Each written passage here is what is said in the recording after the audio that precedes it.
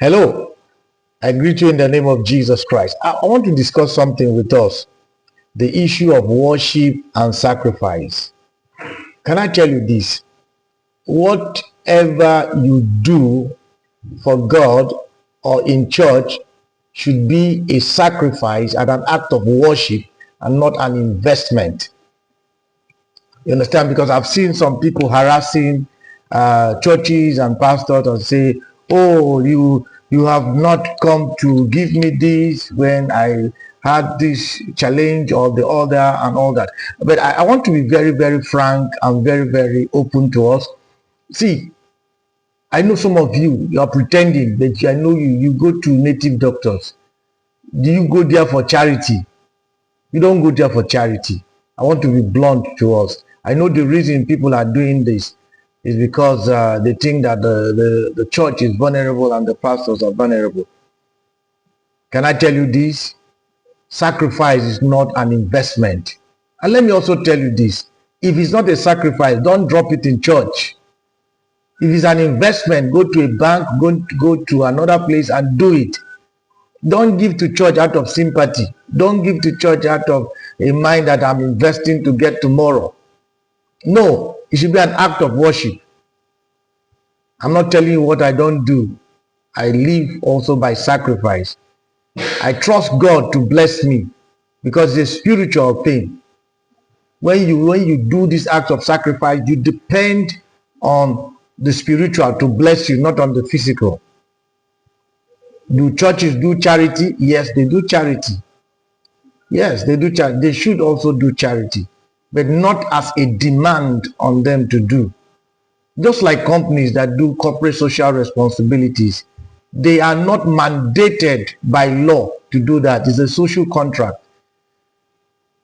They do it out of corporate social responsibility and act of affinity to the community that is hosting them.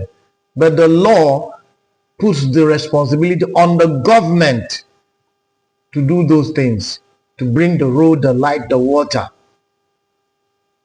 So the one that pays you, the one that takes care of you is God, who you have sacrificed to. If you feel you do not meet God in that church, you leave that church. If you feel that that place is not a place of sacrifice to a deity that is beyond the pastor, you leave that church. The pastor is not your God, it's not your deity. And before you ask, did you give to a deity? You gave to a deity because every shrine also has a priest there. I'm using this shrine because we are Africans, most of us listening to me, and you understand what I mean. But when you come to church, you look at the priest as somebody you need to sympathize. You do not need to sympathize with the priest. If you do not believe in the God behind the priest, don't go there. The priest does not need sympathy. He's a representative of deity. So I want to close by saying this, and I want to be frank. 1 Corinthians chapter number 9, verse 11, Apostle Paul said, if I sow spiritual things into your life, I have the right to demand physical things.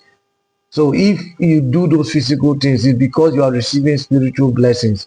And like I said, if you are not sure it is spiritual that you're connected, or spirituality, divinity you are connecting to, please back off so that you don't come out and say, hey, I paid my tithe, I did my offering, and nothing is coming out of it. The pastor is not the one to bless you. It is God that will bless you. The church is not the one to bless you. It is God that will bless you. If you don't find God there, if you don't find God there, don't go about harassing the pastor. It is time for you to connect to God and not the pastor. Am I being so rough and so frontal? No, it is because I want to correct us. What you drop, we are Africans, most of us listening to me, maybe the expatriate or the Europeans and Americans may not have this perspective, but if you drop anything at the shrine of your village, even our forefathers, they don't go to the Ezemo for physical things. They count on the chief priest to connect to the spiritual for them, and that is the perspective. If you don't see it like that, if you see it as a business, don't go to that church.